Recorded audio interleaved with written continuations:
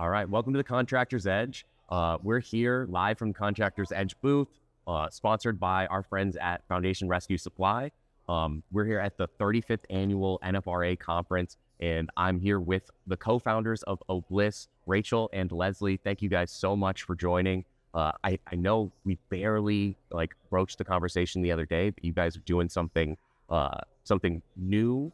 You guys are new to the space, but you're focused on this industry. And so I really want to get into that. What would you like to share with the audience? Yeah.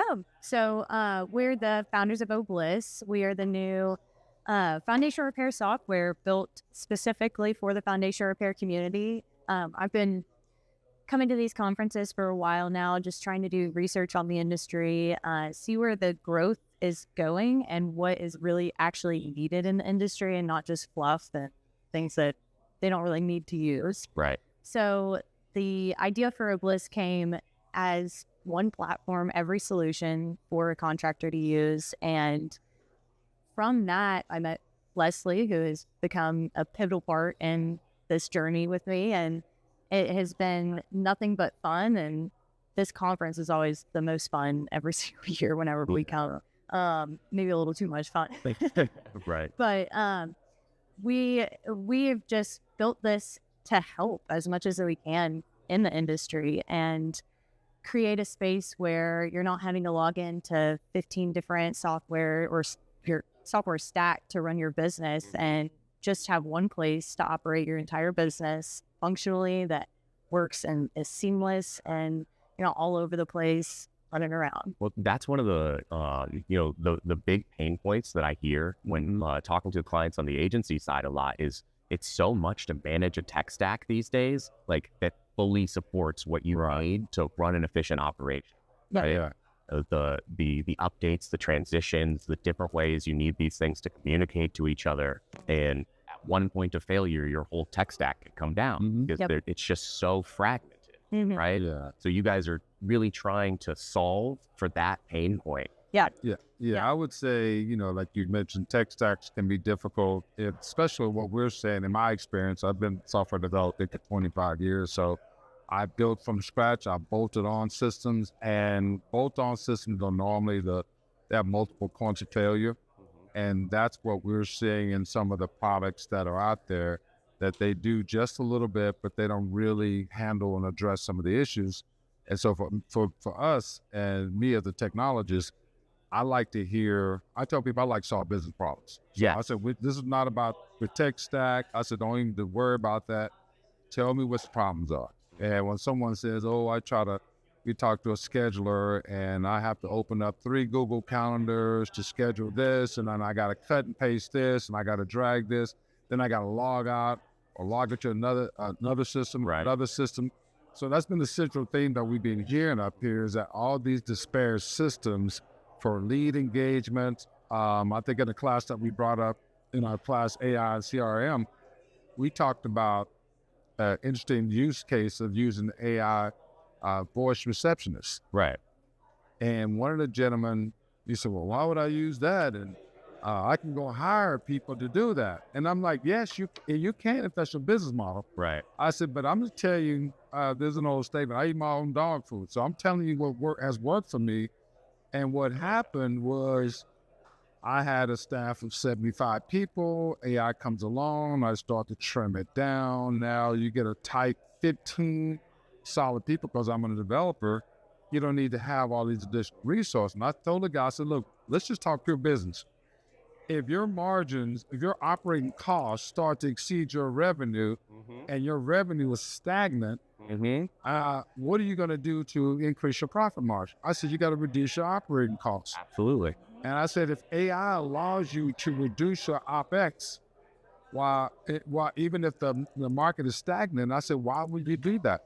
And he just had to think about it. He's like, wow. I said, so don't be afraid of AI and how it's utilizing, because one thing I can tell you is that getting back 20 to 40 hours a week of your time, the most valuable commodity we have is time. Absolutely. Yep. And so as a business owner, I tell people, you don't have to reduce your force of people. You can just reposition them into more money, lucrative, yielding positions, as opposed to doing 20 hours a week of stuff that can be automated. Mm-hmm. So coming into the foundation repair and listening to Rachael, it fascinated me that it was an industry that is kind of been hidden. The people don't really think about foundations. So they see cracks on the side of their house. And they're like, oh, I need to call a foundation guy. I live in Houston. And so my future wife, she had to call a foundation. I think Due West came by. And other than that, we would have never even contacted us. So when you think of industries like that, you find that there's technology that's just coming from roofing and plumbing, but just being retooled. Exactly, retooled. They don't really focus on foundation repair. So being up here and having these conversations with everyone, you know, a guy tells me it'd be great to see Uber style map of my tech for your route. My route. Yeah. I said, let me cook. I did. So I literally just showed him a couple of hours ago while we were sitting on that. I said, oh, you need something like this. Yep. Like, wow. I said, see, that's the difference in how we approach things. And I shared with Rachael, I said, we want to be nimble, efficient, and we want to hear our potential customers. We don't want to just say, hey, this works for here, sign up. And then they import all their data, and they found out it's only 60% of what they got. And now they're like, I just went on to another system with the same problem. Right. So now I need to tack on something else, more money. Yeah. So yeah, the goal is to say, hey, let's the best way we can make this easier for you is we literally just want to listen to you. So Oshan man came up and talked to us, and he was just trying to tell us how he does with leads. Dry Auto was telling us how they do with market share and all this. So I'm just listening over here, and I'm like, I need to look at lead engagement pieces in the platform. I need to look at the AR voice receptionist. So those things right there help us build a better product because we're actually listening to our people. Right. Yeah. And I think there are just certain parts of a good customer journey that should be automated. Yes. Right? That it's going to remove the possibility of not hitting the target dead bullseye. Like, an auto response when somebody signs up for something, like instead of manually waiting for somebody to submit or reply, or those are the things that just make sense for it to automate. Yeah. But you said a trigger word for me, like just being on the client side, consulting side, the data import, right? When people are talking about this type of platform, that is one of the biggest considerations that they're going to have. I've seen people go through, onboarding and implementation with these different CRMs. Think Salesforce, it's like the most annoying thing you can ever do in your life. That's a big trigger word here at this point. Yeah. What does that look like for you guys? How long does it take for somebody to be integrated into your system, to pull in their operations and make it run? So I'll share the techie geeky stuff here. I know I would say everything to me comes down to our API. So when I build solutions, I want it to be open source to be able to connect to any platform. So whether you are on SQL database or whether you're on whatever the background database is and all that, once our system connects to your system and sees the fields, and that's the beauty of AI. So basically, I can send an AI senior engineer agent to review your entire architecture and make sure it maps directly to ours. Back in the day when we did this, old school SQL Serve queries, and we were trying to do this to that. Now, I can just say, hey, just give me a login access, and we're not gonna, it's just view only, and we just want to go in and just view your architecture, view your field names, make sure they map to what we have. So then I create that. So it's an architecture game and not a programming game as much. But then once I get the architecture, then I create another part of it where I just push the button after I developed it, and it just brings over everything that to your system. So now instead of them saying, oh my God, they're thinking in their mind, well, what if I only have a spreadsheet? Fine. We will create a CSV text file upload capability for you to upload it from there, any kind of flat file. So what I try to do is create solutions that reduce excuses. I just made that up. That's back in my days. I had bars, man. I had bars. But yeah, that's kind of how I look at it. Is how do I create something that help ease that what you're saying? People have anxiety about. Yeah. Oh, I really like this, but I'm in Salesforce. How I do this? And I said, well, we have a Salesforce API, that we can pull what you have from Salesforce over. And then we can pull from any other third-party system over here via our API. And unfortunately, a lot of platforms don't create easy solutions for people to transfer. They're just too busy focused on, let's get this money. Right, new business. New business. And once they get you stuck in there, they say, well, I know I at least got them locked in for 3 to 6 months. It's going to take them that long to find somebody. Yeah. And I'm like, I want 3 to 6 to 9 to 10 years. I don't want, I'm the long game guy. Yeah. Right. Well, that's also, like, I want to bring you here in a second. But what you just said is another like really important question that, you know, contractors are going to have when they're signing with CRMs. There's often a term, right? Like you really don't want to not have a term with this type of thing, because if you're changing your entire architecture, it's a great word to use. You don't want to do it again in the future. You don't want to be in and out of systems like this. So what type of like length of an arrangement do you guys offer when people are trying to come to your platform? So I literally had to, I got to have my cigar in my hand, man. So you have to forgive me. Because I was about to smoke one for y'all. I interrupted. She interrupted my cigar break. So I'm going to keep it in my hand and remind me. That's sacred. But it is. You know what I'm talking about. I saw you move outside for a minute, so I'm going to let that run. But I would say in looking at that, I was actually looking at that yesterday from some competitors. I'm like, well, I wonder what they're doing to onboard people in that process. And from my perspective, because I'm one of these guys, I like to execute. I don't like to say I'm going to do something. If I say I'm going to do it, it's going to get done within a certain time period. So one of the things I'm going to do, because I just like building stuff, I'm going to build an onboarding tool to automate that process.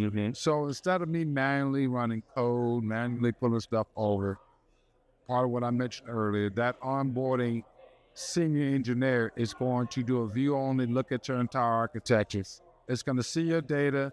It's going to start, and once that person, I'm ready to move it over, onboard the data, it won't erase anything or delete anything. It's going to bring it all over, get it established in our platform, and then it allows them to turn off the switch on their end. Now that they got everything imported into the system, and now they see the reporting that they want, they see everything in place, then they can go back to that SF company and go, I think we're going to cancel our subscription. Right. So from my perspective, the answer, the duration-wise, I look at onboarding for most products. People don't have petabytes worth of data, so it's not huge.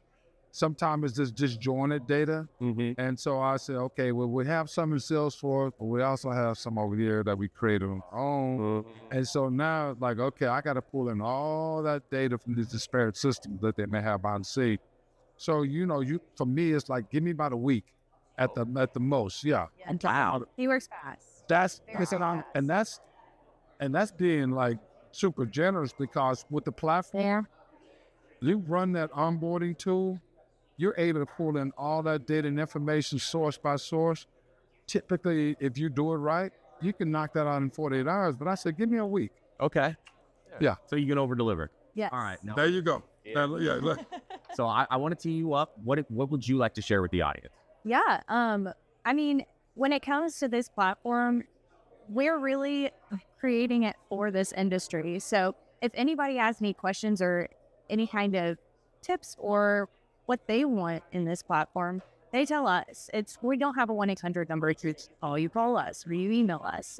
We want to hear from the people of this conference to see where they want this platform to go as well. Not just what we want. We can do all the research that we can do, and we can brainstorm together. We can map out all kinds of micro flow charts just to make sure that this is working exactly how we want it to work. But it's not for us, it's for them. Right. And it's something that has been a brainchild for a long time and is now finally here, and people can play around in it, see how it works in real time, and then tell us if there's anything that they want to add in. We can do it. Or I'll tell Leslie and he will tell me, okay, well, let's take a step back and I'll tell you how long it'll take. Okay. Well, we're coming up on time here, so I want to make sure that we share with the audience how they can get in touch with you, where they can learn more about, your product, your people you have on your team. How can they get a hold of you? Yeah. So you can go to www.oblyspro.com and or you can reach out to me. It's Rachael at oblyspro.com and get in touch with me, set a meeting, talk to me about any kinds of features that you want to have in the app or brainstorm any kind of features that you want to see in the future. Okay, beautiful. Well, thank you guys so much for joining us. Rachael, Leslie, to the audience, check out oblyspro.com. I do want to add the Bliss is with a Y, right? Yes. So oblyspro.com with a Y. You got it. All right. Thank you guys. Thank you, guys. I appreciate it. Cigar time. Yes.